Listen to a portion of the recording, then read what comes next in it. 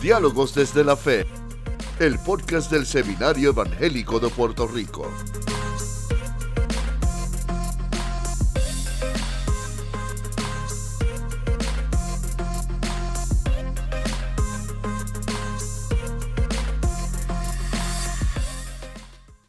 Que la paz y la gracia de Dios le llenen de manera especial. Bienvenidos y bienvenidas a un nuevo episodio de este subpodcast, Diálogos desde la Fe, el podcast del Seminario Evangélico de Puerto Rico, un espacio dedicado a discutir asuntos que le competen a la iglesia, un espacio para fomentar la cultura del encuentro, del diálogo, de la fraternidad y también para darle herramientas al cuerpo pastoral y a los líderes eclesiales para que puedan ejercer la misión de servir al pueblo de Dios y a las comunidades en donde están ancladas de una manera cada vez más efectiva. Uno de los rotativos del país nos alerta acerca del aumento de muertes autoinfligidas o suicidios en jóvenes.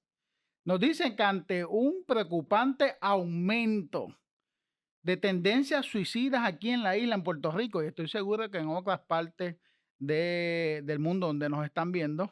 Aquí particularmente entre jóvenes y adolescentes, especialistas están exhortando a la ciudadanía, al Estado, y a nosotros nos ocupa la iglesia a intensificar los esfuerzos de prevención y detención de temprana de estas conductas. Hoy vamos a hablar del suicidio y cómo le damos herramientas al cuerpo pastoral para poder apoyar a las familias que están experimentando la muerte de algún familiar a causa de esta conducta. Está con nosotros el doctor Pablo Rivera Madera, presidente fundador de Life Assistance Fellowship Corporation y sobre todo creador del modelo de prevención e intervención de suicidio que le llama Mi Paz. Y sobre todo, Pablo es una persona cercana al Seminario Evangélico de Puerto Rico. Su catálogo con el seminario es extraordinario. Fue estudiante egresado de aquí, presidente del Consejo de Estudiantes, trabajó en una de las presidencias del seminario. También es ministro ordenado de la Iglesia Presbiteriana. Pablo, bienvenido aquí. Muchas gracias por la invitación. La verdad es que me siento bien honrado de poder compartir este espacio con usted, especialmente en la institución que tanto amo y distingo. No, y para nosotros es una alegría que una persona que ha trabajado con este tema nos ayude y nos dé dirección sobre todo lo que vamos a estar dialogando ahora.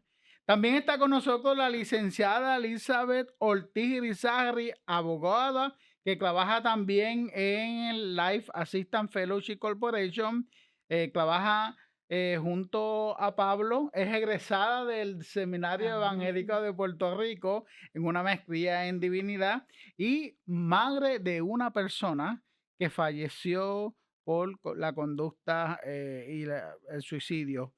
Y ella valientemente ha dedicado gran esfuerzo para acompañar y orientar a personas que están atravesando esta situación. También eres candidata pastoral de la Iglesia Presbiteriana.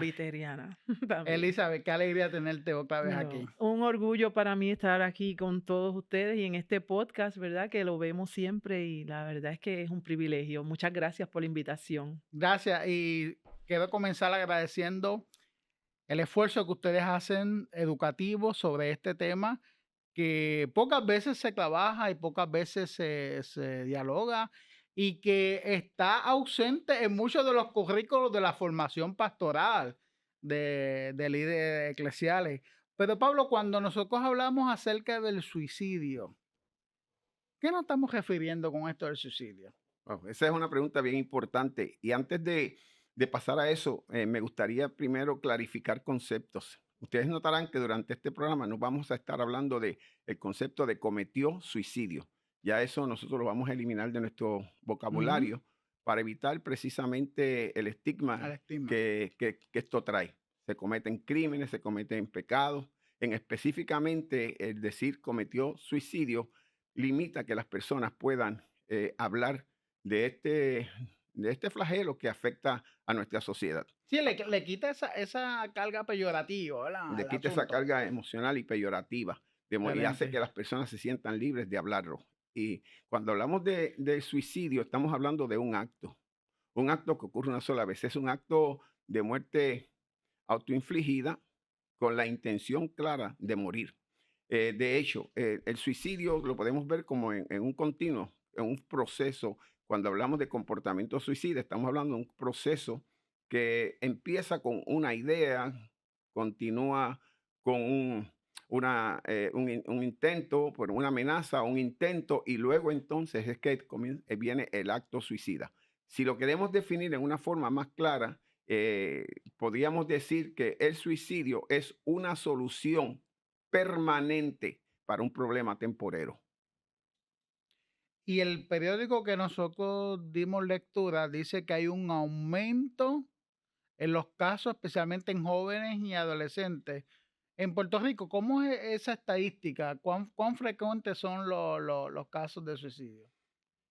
Es interesante cuando hablamos de Puerto Rico. Puerto Rico hubo un momento en el año 2016 donde los suicidios estaban bajando. Después de eso comenzaron a subir nuevamente. De hecho, en el 2020, cuando hubo la pandemia, el suicidio bajó. Bajó en Puerto Rico y bajó también en todo el mundo.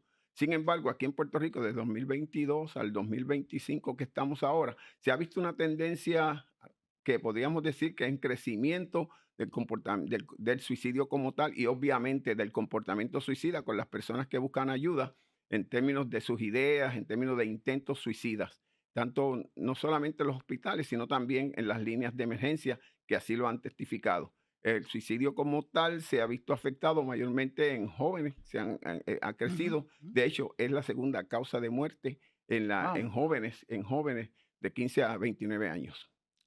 wow.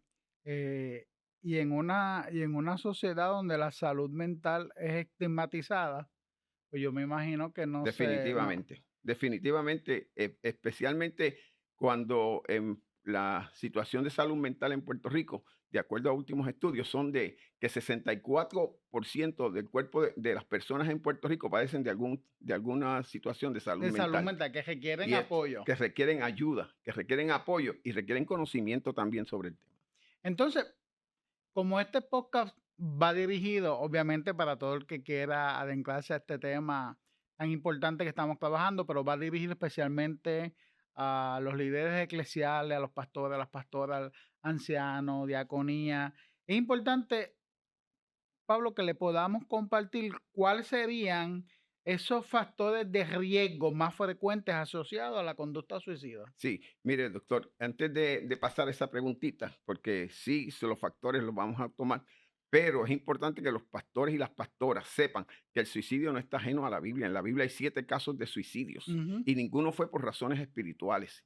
Y otra de las cosas que yo quiero que el pueblo esté consciente, la iglesia esté consciente, que de acuerdo a un estudio realizado por Life eh, Way Research Center con la Liberty University, la Asociación Americana de Consejeros Cristianos e incluso con las iglesias bautistas del sur, encontró que 35% de las personas que se quitan la vida van a la iglesia y que solamente un 41% del cuerpo pastoral ha recibido, o sea, 4 de cada 10 ha recibido una clase en salud, en prevención del suicidio. Contestando su pregunta, definitivamente, cada líder religioso debe saber cuáles son las señales, los factores de riesgo, los factores inminentes, los factores precipitantes que pueden afectar el proceso de comportamiento suicida, porque el suicidio, si lo sabemos, se puede prevenir.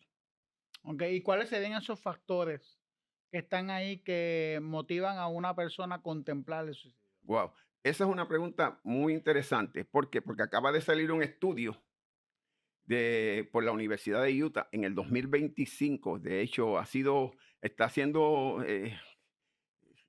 publicado por Jamac Network Open, que dice que lo que nosotros creíamos antes de que toda la gente que se quita la vida es por depresión, no, hay muchos factores que se pueden dar, factores sociales, factores psicológicos, factores espirituales, factores culturales que pueden estar afectando. Obviamente, hay unas señales que podemos verlas constantemente. Si la persona está triste, si la persona no duerme, si la persona se aísla, si la persona llora mucho, si la persona cambia de estado de ánimo. Son factores que hay que considerarlos a tiempo, única y exclusivamente para explorar los mismos y ver que no desencadenen en el acto suicida. Wow. No, y que a veces nosotros pensamos que nuestras familias están alejadas de esa realidad. Pensamos que estamos ajenos porque vamos a la iglesia, porque servimos al Señor y no nos damos cuenta de que el- la experiencia puede llegar a cualquiera una de nuestras familias, como en el caso tuyo, Elizabeth, llegó a tu vida, experimentaste la muerte de un familiar. Esto, de si dos pudiera, familiares. de dos familiares. Mm. Wow, si pudieras brevemente contarnos tu experiencia y mientras lo cuentas, nos gustaría que nos puedas compartir qué señales de alarma pueden indicar que una persona esté contemplando el suicidio. Primero que nada, quería comentar en términos de estadística, ¿verdad? Mientras estamos hablando aquí, cada 40 segundos se está quitando la vida a una persona. Eso es bien, bien grande. Entonces, eso es mucho, pero cuando se habla de la casa de uno, cuando se habla del hogar de uno, yo digo que un suicidio es mucho, Mucho, es mucho. demasiado. Pero cuando toca la puerta de tu hogar, es todo. En ese contexto, pues yo tuve la experiencia terrible, ¿verdad? Que mi hijo mi hijo era un estudiante, era baloncelista prospectado en el baloncesto superior, tenía una vida perfecta, perfecta. Nosotros, yo profesional, su papá, teníamos todo lo que un joven puede desear tener. A eso de los 16 años, él tuvo un accidente aparatoso estando con un amigo y el deporte pues pasó a ser cero cuando ya él estaba prospectado para baloncesto superior. Ok. Eh, Él, de ahí en adelante, que ese accidente que le ocasiona tantas heridas Limitaciones en su físicas, ok. cuerpo, pues él le empiezan a dar medicamentos y él se torna un adicto a la medicación.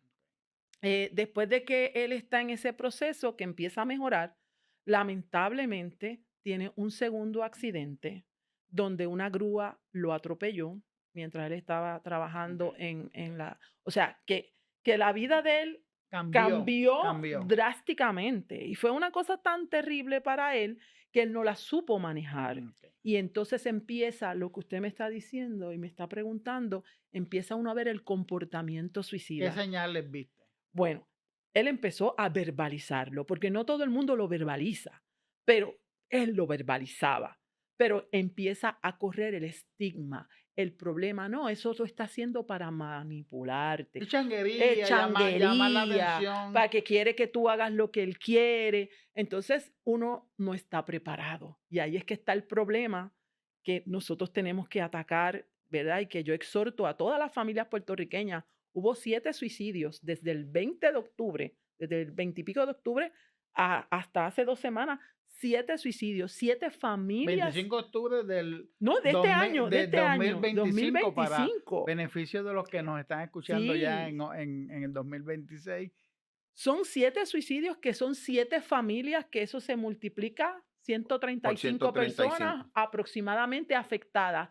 Y yo me atrevo a asegurar que eso es una estadística que se tiene, pero la realidad es que toda la comunidad se afecta.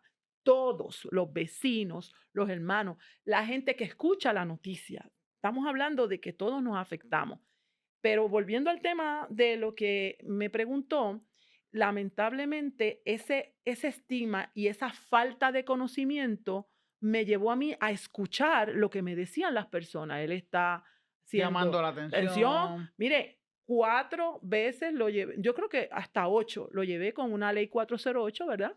Que es una ley de salud mental. Ujú.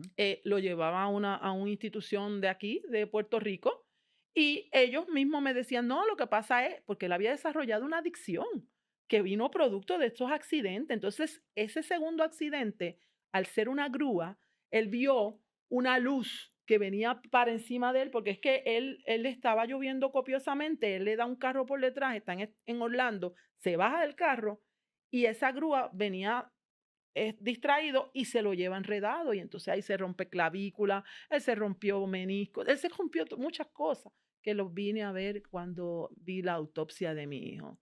Y por eso hay que escuchar. Si alguien te está verbalizando que tiene ideas suicidas o te dice que se quiere morir, que no se encuentra como se siente en la vida, él era un muchacho cristiano, él era un muchacho que realmente tenía a Dios en su corazón y por eso es que yo, ¿verdad? Aquí en el seminario evangélico, mi monografía fue de la demonización de este problema que en el caso de él había sido por salud mental, no necesariamente, pero en el caso de él lo fue. Ese problema se demoniza y entonces, ¿qué pasa? Que la persona, que en mi caso, mi hijo ya hablaba y decía, me quiero morir. Él en una ocasión cogió un machete, lo puso en su cuello y me dijo, me voy a morir, me quiero matar.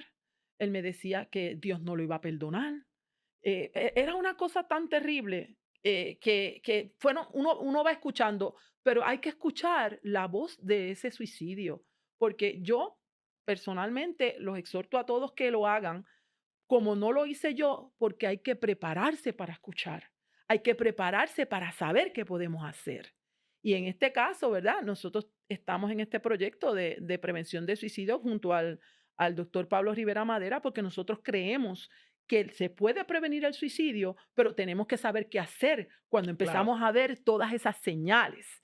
Y en este caso, el creador del modelo Mi Paz, que es el doctor Pablo Rivera Madera, da un modelo práctico de cómo nosotros podemos enfrentar el suicidio cuando nos topamos con él.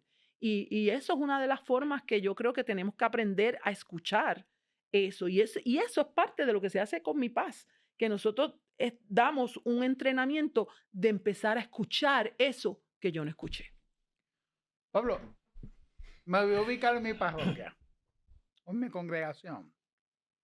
Yo soy un pastor, recibí una buena formación en el área de Biblia, buena formación en el área de teología práctica, no necesariamente en áreas relacionadas con salud mental, Estoy. que es algo que yo como pastor necesito para atender bien a mi congregación.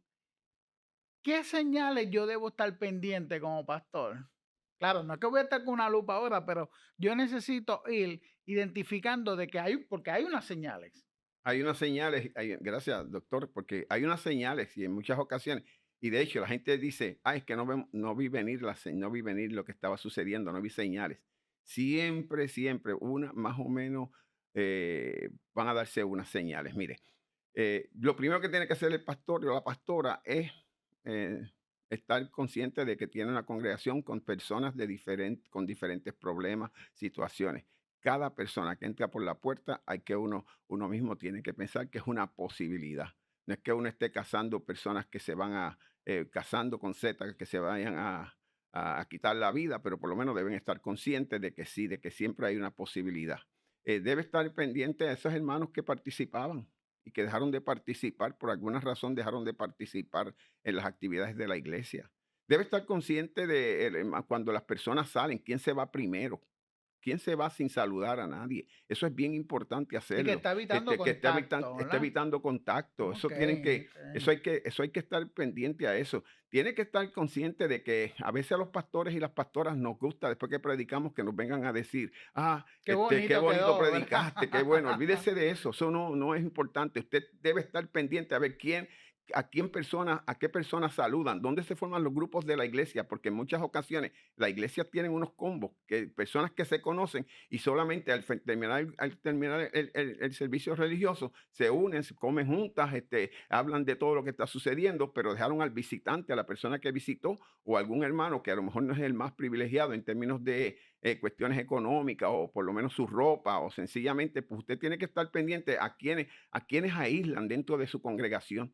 Déjeme decirle que el suicidio es multifactorial, como yo les indiqué, y hay unas razones incluso puede darse un tipo de suicidio que es impulsivo, en términos de que creo que un 10% de ese tipo de suicidio, que puede ser una persona que fue a la iglesia buscando ayuda y cuando llega, está triste, pero cuando llegó a la iglesia, le empezamos a cantar, no puede estar triste un corazón que tiene a Ah, sí, Cristo. sí, sí, Oy, ese himno. pero ¿quién no ha estado triste en nuestras vidas? Entonces esa persona siente que no es parte de esa congregación porque supuestamente todos son felices. O no hay remedio. O no hay No hay remedio. O remedio. imagínese que la esposa le diga al hombre, métete a la iglesia, vete a la iglesia ahí porque tu vida no vale nada. Vete a la iglesia ahí. Y cuando llega a la iglesia se encuentra que la iglesia está cantando, tu vida es nada, todo se acaba. Sí, La vida. sí, sí.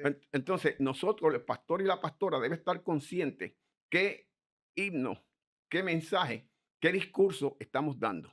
Y comenzar a tocar el tema, porque el suicidio se puede prevenir. O cuando decimos la vida aquí no es importante, la vida en el No, cielo. le puedo contar el Cu- caso. Mire, una hermana, su hijo murió y fue donde su pastor. Esto no lo contaron en uno de mis adiestramientos y yo pedí permiso. Y cuando fue, el pastor le dijo, mi hermana, mire, si el morir en Cristo, el vivir es Cristo y el morir es ganancia.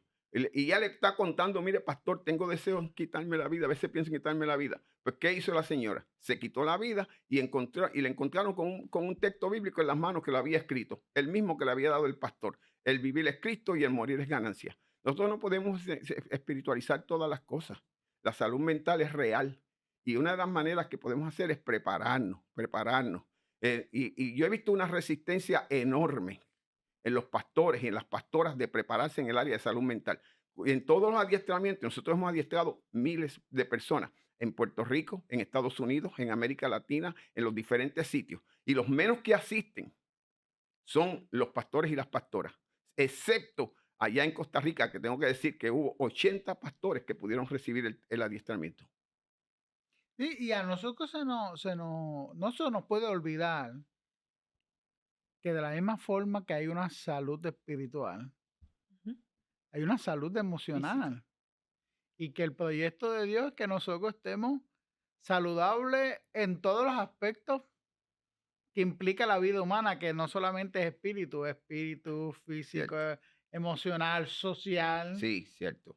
Y esos son factores que están ahí y que el pastor, la pastora tiene que aprender a atender. Doctor, y es que el mismo Jesucristo lo dice en Juan 10:10. Yo he venido para que tengan vida, Vida pero no es vida buena, cualquiera, buena, es vida en abundancia. es buena Y vida. nosotros tenemos que bregar esa vida integral.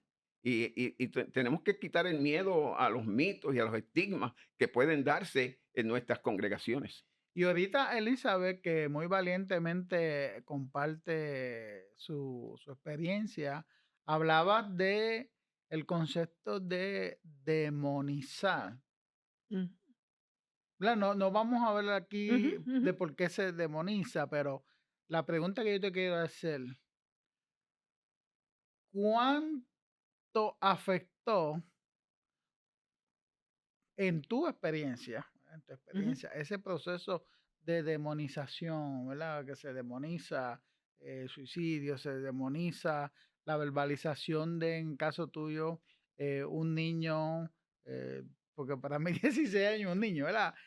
Un niño prometedor, de momento tiene unas experiencias, su cuerpo cambia, sus proyecciones, su mundo, ahí hay señales, su mundo Oh, cambia, definitivo. cambió su realidad y de momento te dice yo me quiero morir.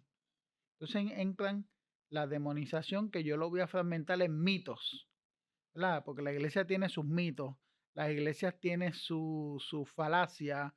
¿Cómo tú viste esos mitos en tu experiencia? Bueno, es terrible porque el primer lugar donde yo recurrí para tratar de, ¿verdad? De poder manejar lo que estaba ocurriendo en mi casa, porque fue un caos. En el primer accidente, mi hijo estuvo 52 días en un hospital y yo estuve con él allí, trabajando desde allí, yendo a la oficina. Fue terrible. Mi familia se trastocó completamente. Mi otro hijo se quedó solo con su papá. Bueno, fue una cosa terrible. Entonces, ¿a dónde yo voy por primera vez a buscar ayuda? Yo fui a la iglesia. Ujú. Y lamentablemente, ¿verdad? No voy a decir ni qué No, iglesia, no, ni qué no, no. pastor, ni nada de eso, pero como mi hijo había desarrollado ese proceso adictivo a la medicación para los dolores y todo eso, él lo que me dijo era que yo me olvidara de mi hijo, porque mi hijo pues estaba mal que eso era un demonio que se le había entrado a él y que yo me preocupara por mi salvación y que yo me olvidara de mi hijo. Y eso, lamentablemente, son cosas que marcan a uno terriblemente como familia, que, ¿verdad? Que es uno de los Ujú, ujú. propósitos que ustedes quieren. Como familia se marca porque uno recurrir a la iglesia para una situación desesperante como la que yo estuve viviendo, porque fueron 2 accidentes, pero en el interín mi hijo se quita la vida a los 25 años. Entonces, de los 16 hasta los Estuvo 25, 9 años. 9 años. Y entonces yo llamé a la línea de paz. Yo llamé ¿a dónde? ¿Qué yo no hice? Y busqué refugio en la iglesia. Y lamentablemente nadie me supo llevar y cogerme de la mano y decirme, mira, Elizabeth, vamos a trabajar con tu hijo de esta forma. Yo lo llevé a hospitales psiquiátricos. Dice que no hice. Pero lamentablemente yo por lo menos, a mí, vamos a suponer que todo hubiese terminado como terminó, pero a mí personalmente la iglesia no me atendió, no tuvo cuidado pastoral conmigo. Y de hecho, cuando conocí al reverendo Rivera Madera, la realidad es que yo estaba destruida y tenía hasta coraje con Dios en un momento dado. Y por eso yo exhorto a todos que ustedes, si los pastores, ahora que yo estoy en esta carrera pastoral, yo exhorto a los pastores, no se dejen engañar y no empiecen a pensar que hay demonización detrás de todo esto, porque esa misma demonización que mi hijo pensó que era, por ejemplo, la salud mental que él estaba teniendo, eso fue lo que lo lleva a él, porque él decía, Dios no me va a perdonar, Dios no me va a perdonar porque yo estoy haciendo las cosas mal. Entonces, una persona que está en esa mentalidad, tú no puedes estarle diciendo que es un demonio que tiene adentro, porque entonces, ¿qué él piensa? Que el demonio hay que sacarlo. ¿Y cómo es que él lo puede sacar? Quitándose la vida. Entonces, eso es el demonizar, estás empujando a una persona con idea suicida a que se quite la vida. Wow. Pablo, mitos, mitos, esos mitos, ¿cómo me impiden a mí como pastor, pastora, para yo Mira, brindar un acercamiento y un cuidado pastoral? mira, doctor, hay mitos y hay estigmas. Estigma, esa es la palabra correcta, Sí, hay estigma. mitos, no, hay mitos también. Hay unos mitos que se están dando y le voy a decir solamente uno que es bien importante y es que dicen que la persona que se quita la vida, que habla del suicidio, no lo va a hacer. Eso es un mito. Ujú, Eso es un ujú. mito. Eso es changuería, dicen. Sí, él Eso es. dice que no lo va a hacer. Y eso es un mito, porque precisamente cuando la persona habla de suicidio, habla solamente, considera esa idea, es porque está buscando ayuda. Eso es número uno. Número dos, mitos que se pueden estar dando. Que las personas dicen, ah, no, hay que retarlo, lo que tienes que hacer es, si tú ves que se te habla de suicidio, rétalo. No, a una persona que está pensando quitarse la vida, no se puede retar. Esos son mitos. Ujú. Mitos. Que el suicidio solamente lo pueden prevenir los profesionales. No, eso lo puede prevenir toda persona que se acerque a otra persona que está considerando la idea suicida. O sea, son muchos mitos que tenemos a otro mito que para mí es bien importante, que cuando usted le habla a una persona de suicidio y le está plantando la idea. Nadie planta la idea en nadie. Cuando una persona le habla a usted de suicidio es porque ya tiene esa idea, lo ha venido pensando. Lo único que tenemos que hacer es saber hacer las preguntas correctas, explorar y hacer las preguntas correctas, que para eso es el modelo que Dios me ha permitido crear, de modo que la gente sepa, pueda hacer precisar si hay que buscar ayuda profesional, porque esa es la idea. Y los estigmas es sencillamente que le añadimos unas connotaciones de salud mental negativa a las personas que tienen algún pensamiento suicida, cuando realmente todos en alguna medida hemos pensado en salir de este mundo. Mire a ver si los religiosos no decimos, yo quisiera que Dios viniera y me llevara, es porque no quiere seguir viviendo. Pues en este caso también la gente lo puede decir. Nosotros tenemos que estar alerta a todo ese tipo de comentarios, de modo que podamos intervenir a tiempo, con amor, con empatía, pero sobre todo con mucho respeto. Y en la Biblia tenemos casos, que ahorita lo mencionaste, de personas que desearon morir. Que desearon morir. Tenemos 7 casos de suicidio. Mencióname algunos, algunos. Tenemos pues el más que la gente conoce, el de Judas. Ujú. por culpa, y eso lo dice, y eso se habla mucho. Erickson habla sobre la culpa. Tenemos el caso de Sansón. Sansón, ¿por qué? Porque se sintió que había Ujú. sido, que había sido bochornado, que no tenía sentido. Tenemos el caso de Aitofel, que no aceptaron que no aceptaron su consejo. Saúl. Tenemos el caso Saúl, del sí. mismo Saúl por orgullo personal y cultural. O sea, son muchos casos, ninguno de ellos por razones espirituales, porque el Espíritu de Dios vivifica. Elías quiso morir. Elías quiso morir y Jonás quiso estuvo morir. y quiso y todos estuvieron deprimidos. Y Jesucristo estuvo deprimido también. O sea, la depresión no de por sí tiene que llevarte al suicidio como tal. La depresión nos está diciendo, mira, hay que ayudar a esta persona, vamos a acercarnos a ella, vamos a extenderle nuestros brazos, vamos a hablar con la persona y explorar, porque la persona lo que quiere es hablar. Vamos a hablar, y hablando, vamos a hablar de prevención. Y has desarrollado un modelo que le llama, modelo de prevención que le llama Mi Paz. Sí, me gusta. Háblanos de ese modelo y háblanos de cómo nosotros podemos trabajar desde nuestra iglesia la prevención. Me gustaría que la licenciada Elizabeth. pudiera contestar esa pregunta. Yo creo que ella está preparada para hacerlo. Sí, este es un modelo práctico, ¿verdad? Y él es humilde y no se atreve, tú sabes, a hablar de esa creación que para mí es muy, muy especial. Es un modelo práctico donde la persona va desde un marco, ¿verdad? De lo que es el suicidio, los mitos, vas caminando por todo ese proceso hasta que llegas a una práctica de cómo se hace una intervención para una persona que presenta ideas suicidas. Entonces, está enfocado, tiene modelos científicos, ¿verdad? Científicos que han trabajado y han, ¿verdad? Como él acaba de mencionar, el modelo de la culpa, que lo podemos ver en Judas. O sea, el modelo está completamente atacando todas las situaciones que tú puedes encontrar cuando tú estás frente a una persona que presenta un comportamiento suicida. ¿Qué tú puedes hacer? ¿Qué tú debes saber? ¿Qué tú puedes preguntar? Todas esas cosas son las que el modelo te ayuda. Tiene 7.5 horas de educación continua. Está acreditado por el recinto de ciencias médicas en Estados Unidos. Este modelo lo usan los psiquiatras de South Georgia, en Georgia. Está usándose en Costa Rica. Está usándose en varios sitios. Nosotros hemos ido a adiestrar personas a Colombia con este modelo, A la porque universidad. en la Universidad del Atlántico en Colombia, porque hay un clúster allí, hay un montón de personas que se han quitado la vida desde los mismos predios de la universidad.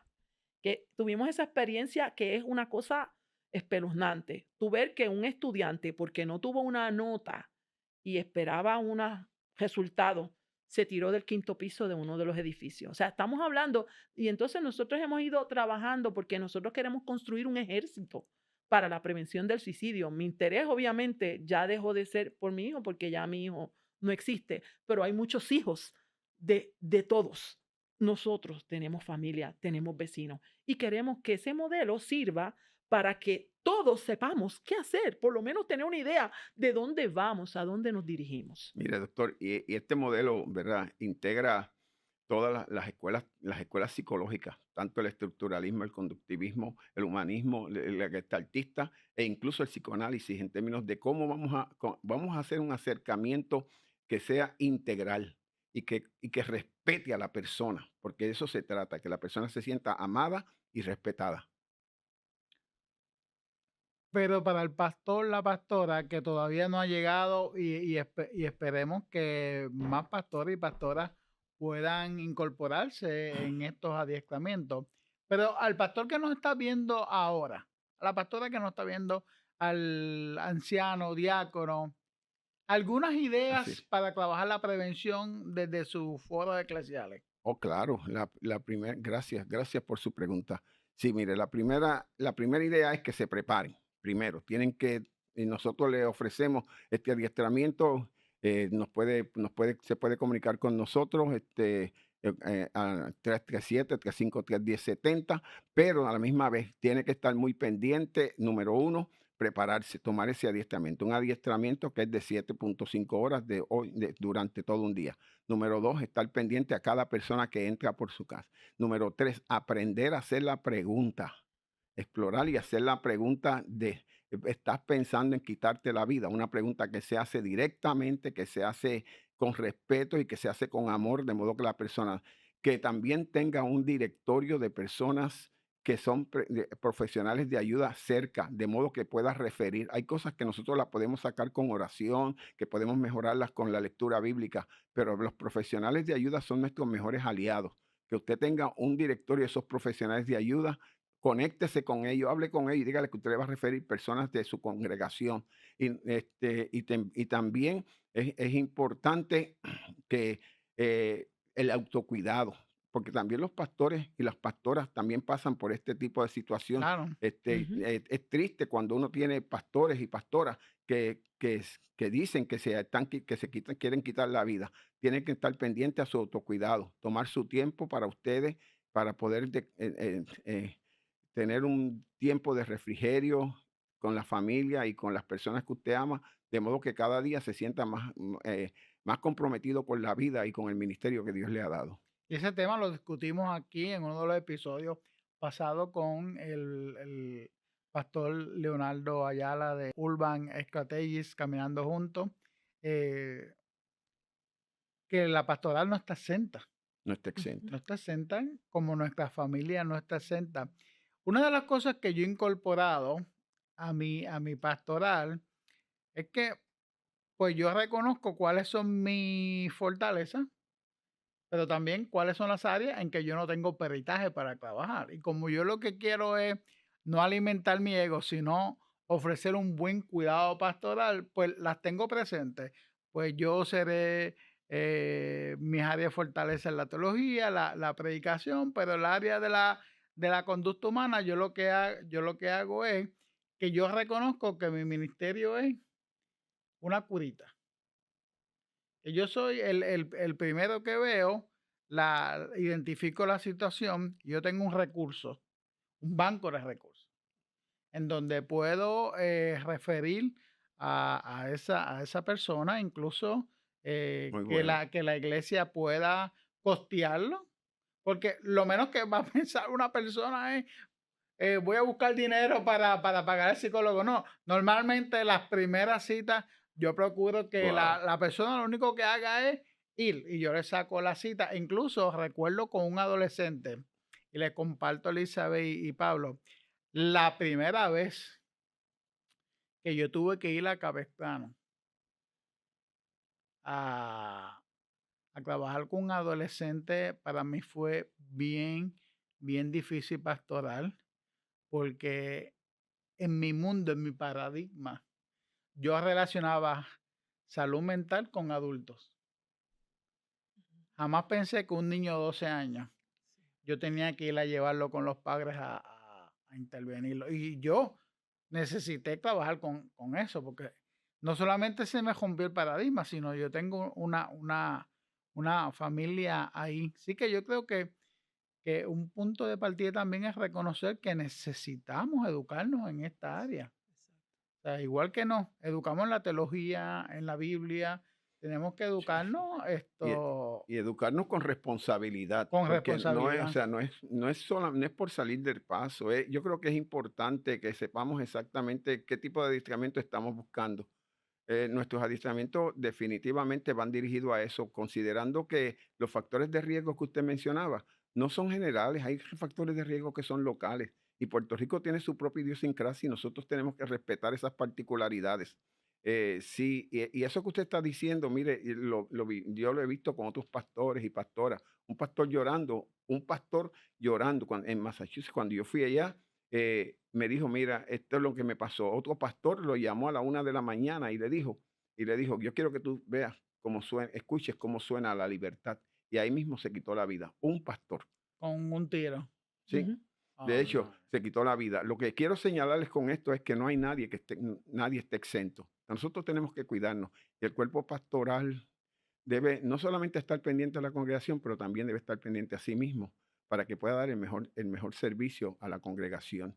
Y estar muy pendiente de cada hermano y de cada hermana que llega a la iglesia, aquel que cambió la ropa, que ahora mismo se cambió su estilo de ropa, aquel que no llegó limpio en términos de su ropa o planchado, pero siempre lo hacía, aquel que llegó solo cuando iba con la familia, o sea, aquella persona que está pasando por el proceso de divorcio, aquella persona que ha perdido un ser querido. Todos esos son factores de riesgo que usted tiene que estar pendiente. Aquella persona que le dice, mire, pastor, yo me siento inseguro y acabo de comprar un arma de fuego. Usted tiene que estar pendiente a eso, y no aplaudirlo y saber qué va a decir desde el púlpito. No le Ujú. huya al tema desde el púlpito. El suicidio se puede prevenir porque es un proceso como yo les dije a ustedes. Comienza con una idea, sigue con una amenaza y luego un intento. Si nosotros logramos, antes que recurra al acto suicida, detener el proceso, habremos salvado una vida. No, y es muy importante para los amigos y amigas que nos ven y nos escuchan en este podcast. Nosotros creemos en el poder de la oración. Amén. Amén. Nosotros afirmamos que la palabra, la Biblia tiene palabras que nos pueden ayudar. Amén. Amén. No estamos diciendo ni Descartando. descartando eso. Lo que estamos diciendo es que más allá y junto a eso, hay unas personas que Dios ha capacitado. Personas como Pablo, como Elizabeth, como psicólogos, psicólogas, terapistas, consejeros, y que nosotros en nuestra intención de cuidar al pueblo que Dios puso en nuestras manos, nosotros tenemos que educarnos. Educarnos no para suplantar lo que ellos están haciendo, educarnos para darle un Ujú. cuidado primario y luego para usar estos recursos. ¿Sabes lo que yo he hecho? Yo me he puesto en la disposición de psiquiatra. Le he dicho, dígame desde la iglesia qué yo puedo hacer. Eso. Este caso de este muchacho que salió de su depresión y toda esa cosa, el psicólogo me enviaba notitas de qué temas él podía manejar y qué temas a la iglesia le gusta trabajar, pero que en ese momento él estaba vulnerable ante esos temas que yo Qué tenía que, bien. que, que- que evitar. Y nosotros No, tenemos que abrirnos a esa experiencia. yo quiero felicitarlo porque la verdad de las acciones que usted ha estado tomando, me dicen a mí que es proactivo, trabajando con el tema. Y me Ujú. gustaría que todos los pastores y las pastoras que están escuchando pudieran tomar precisamente esas mismas iniciativas que usted está tomando. Porque la iglesia la gente va a la iglesia buscando esperanza.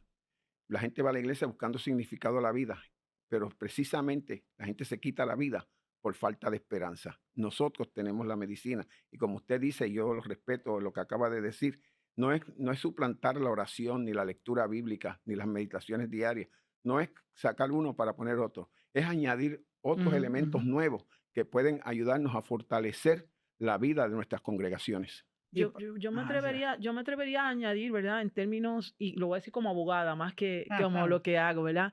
Eh, Cada pastor debería hacer su protocolo, porque según tenemos los protocolos para intervenir con la violencia doméstica, tenemos diferentes protocolos. Aquí en Puerto Rico hay una ley que se supone que tengamos un protocolo para prevenir el suicidio, pero en ese protocolo hay que incluir todos los factores integrales. Como dijo él, ¿verdad? Va a haber una persona preparada, pueden tener una persona preparada, pueden tener a quién van a recurrir, pueden tener los listados, como usted dijo, ¿verdad? De los profesionales y a la misma vez tener una persona que va a estar asistiendo a la familia. Porque la familia en todo este proceso, si ocurre un acto suicida en una congregación, la congregación, sinceramente, no quiero ni pensarlo, porque se destruye porque querían a la persona, Ujú, quieren a la ujú. familia. Entonces, aunque se le da a veces el apoyo, hay que empezar a darlo desde antes, cuando ya empieza el proceso, ¿verdad? De un comportamiento suicida, ir apoyando a la familia porque uno necesita apoyo durante el proceso. Y eso, todo eso se puede incluir en el protocolo. No es excluir a Dios de la ecuación, es incluirlo porque se ha comprobado científicamente que la espiritualidad como factor protector es muy, muy efectiva para algunas personas. Y reconocer, queridos pastores, a los dos que están aquí y a los que nos comparten, que en esos procesos Dios está, en hacer un protocolo, en el cuidado que le damos, en buscar recursos. Dios está. Obviamente están nuestros sermones si lo hacemos bien, está en las actividades que nosotros hacemos. Para ir cerrando y concluyendo, hemos hablado de qué es el suicidio, de los mitos, de la prevención. Mientras vamos trabajando y nos vamos educando, como, como esta situación no espera, no están en calendario, no es como el calendario, el 25 de diciembre ya está ahí. Llegan inesperadas y muchas veces, aunque hay señales, uno no está preparado por completo para enfrentarse a una situación desde la perspectiva pastoral. Esta familia, voy a ponerte un caso, les voy a poner un caso hipotético. Esta familia experimentó eso, ya está la realidad, ya hay la muerte de un familiar por suicidio. Ahora me toca a mí acompañarles. Recomendaciones. Eso es importante y gracias. ¿Qué hacer? ¿Qué no hacer? Mire, eso es bien importante. Es más, quiero empezar a GB. ¿Qué no hacer? ¿Qué no hacer? Primero, eso que estamos hablando se llama en el lenguaje del suicidio posvención. O sea, nosotros tenemos prevención, intervención y posvención. De hecho, esa pregunta me la hizo un pastor desde California mientras tenía un entierro de una persona que se había quitado la vida y me dice, ¿qué digo? ¿Qué voy a decir? Y yo estaba en el vehículo y tuve que estar dando asesoramiento mientras él iba a hacer su entierro. ¿Qué no va a hacer? Lo primero que usted no va a hacer es juzgar. Usted no va a juzgar ni decir que la persona se fue al infierno, porque nadie, por favor, nunca le diga a un miembro de la familia que su familiar se fue al infierno. Y eso es lo más común. Y eso es lo más común. Eso es lo más común. Y pregúntele a ella, yo quisiera que esa pregunta, ¿qué no hacer? Es no herir al resto de la familia. Cuando hay una muerte por suicidio, 135 personas directamente, de acuerdo a los estudios, se ven afectadas, si es que no se ha mandado por las redes. 135 personas se ven afectadas. Si nosotros le decimos a un familiar que su familiar ya no tiene esperanza, le estamos entonces quitando la esperanza a los que quedan vivos. Esto que se llama, que quedan vivos, se llaman sobrevivientes. Hay que hacer actividades de apoyo para ellos. En su iglesia, yo le invito a que usted, si tiene gente que ha pasado por esa experiencia, a hacer grupos de apoyo que se puedan trabajar. Nosotros acabamos de hace una semana, trajimos unos especialistas para trabajar con posvención dentro y fuera de las iglesias. A la misma vez, mantener una comunicación constante con la familia, eso se puede hacer. Y preguntar a la familia cómo le están pasando. Y sobre todo, hacer que esa familia sienta que Dios le acompañe en el proceso. No sé si la licenciada puede decir algo más de acuerdo a su experiencia. Desde tu experiencia. Desde mi experiencia. Pero empieza con esta. ¿Qué no hacer? Bueno, demonizar. Esa es la primera. Cuando mi hijo falleció, en el mismo momento, mi grito y dolor, cuando sé que está muerto, en ese mismo momento, fue: mi hijo se fue para el infierno, porque eso fue lo que me metieron como un chip aquí en la cabeza. Y yo fui católica mucho tiempo y eso estaba allí. Y eso es lo primero que tienen que tratar por todos los medios de que nadie lo haga, porque a lo mejor el pastor no lo hace, pero entonces viene otro, como me pasó a mí en un avión, que una pastora me dijo a mí: tú sabes dónde está tu hijo, ¿verdad? O sea, ese tipo de... Refiriéndose al infierno. Al infierno, exacto, refiriéndose al infierno. Entonces, desde esa perspectiva, nosotros tenemos que como ser empáticos, porque como yo digo, mientras te pasa de lejos a ti, tú ves allá ves la chiringa volando lejos, pero cuando te pasa en tu casa, la chiringa aterrizó enfrente tuyo. O sea, ese proceso tenemos que tener mucho cuidado de qué le vamos a decir a la familia. Así que no a decirle nada de demonios, nada de infiernos, y empezar a trabajar con la esperanza. Yo creo que, ¿verdad? Aquí frente a él lo digo, ¿verdad? Dios me colocó a él en un avión cuando yo estaba destruida y él me empezó a hablar de la esperanza y de la esperanza en la eternidad y de lo que Dios puede hacer aún en ese último minuto, ¿verdad? Porque recuerden cómo fue que Jesucristo en la cruz perdonó en los últimos 5 minutos, independientemente si fue para el infierno o no. Aquí quien decide y quien juzga es Jesucristo, y aquí nadie, ningún pastor tiene la autoridad para decir quién va y quién no va para el infierno. Eso lo hace Jesucristo, y eso es bien importante que lo consideren y que lo entiendan, y dar mucho amor, no ir sobre la llaga, Ave María, pero mira lo que le hizo. Ese tipo de asuntos no se debe hacer. ¿Qué se debe hacer? Amor, esperanza y confianza en la misericordia del Señor. Sí. Mire, me permite Claro, entonces, otra de las cosas que no debe hacer es no le pida a la persona que recuente qué fue lo que pasó y cómo pasó. Nuestro cerebro tiene una capacidad hermosa para retratar eventos. Si usted le dice a una persona que le diga, ¿y qué pasó? Y permite, no, porque hizo esto y todo lo que pasó, usted nunca le permite a la persona que hable sobre cómo pasó las cosas en el método, porque la corteza cerebral tiene la capacidad de retratar lo que usted está diciendo. Pero el hipocampo en nuestro cerebro tiene la capacidad entonces de revivirlo y hacer como una película. Y esa persona va a estar entonces traumatizada todo el tiempo que alguien le mencione lo que sucedió o que tenga que mencionar cómo fue el evento y lo trágico del mismo. Y es por eso que tenemos el PTSD. y nuestra tarea es acompañar, es cuidar, porque Dios es esperanza, Dios es Amén. esperanza. Dios es vida. Aún en el suicidio, con los sobrevivientes, afirmar la vida en Cristo, afirmar que estamos aquí para acompañar, no para juzgar, y que nosotros como pueblo de Dios somos parte de esa terapia que usa el Espíritu de Dios para que una familia se levante y pueda, aún con la pérdida y el dolor que eso representa para toda una vida, pueda sentirse amado, amada, cuidada por una congregación que ve en la gracia de Dios ese elemento vital. Mis queridos hermanos y hermanas, hemos querido abordar este tema en primer lugar porque, eh, como hemos leído en el rotativo, los casos siguen aumentando y la iglesia tiene que capacitarse para servir a la comunidad y para también ser un foro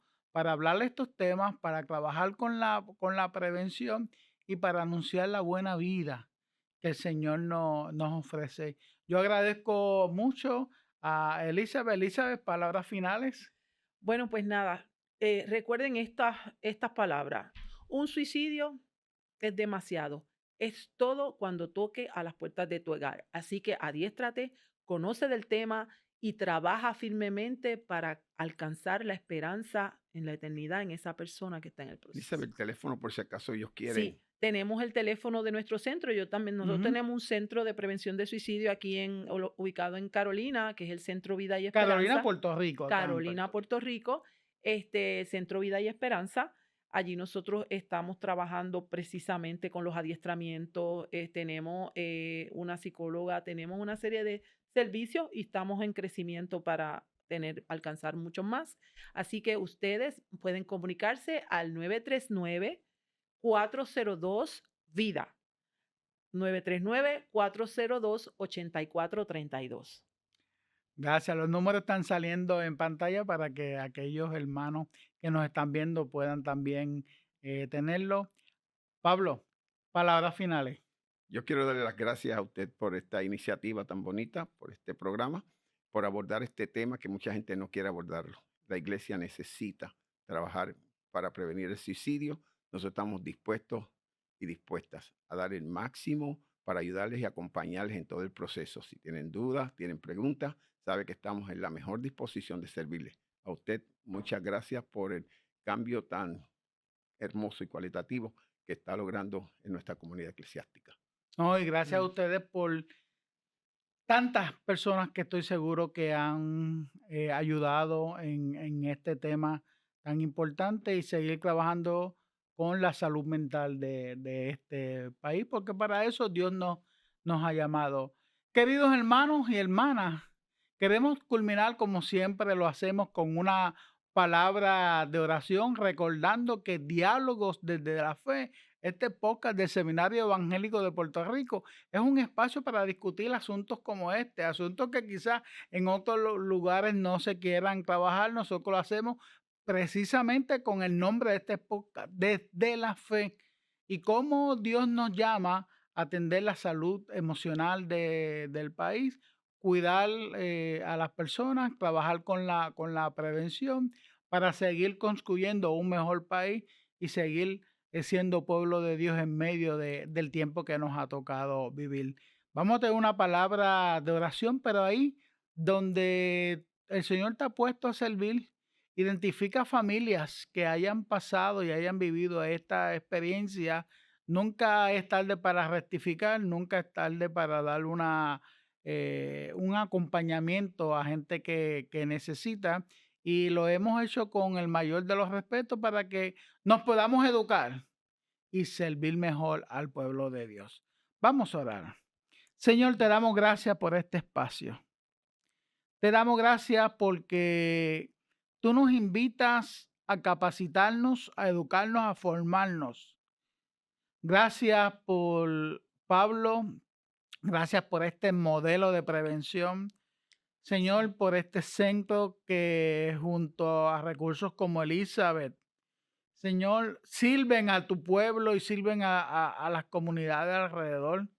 Gracias por la valentía de Elizabeth de compartir su experiencia para que otros y otras se sientan acompañados y podamos nosotros los líderes formarnos para brindar un servicio pastoral de calidad, un servicio pastoral eficaz y sobre todo para vivir el reino tuyo, que es reino de amor y de gracia.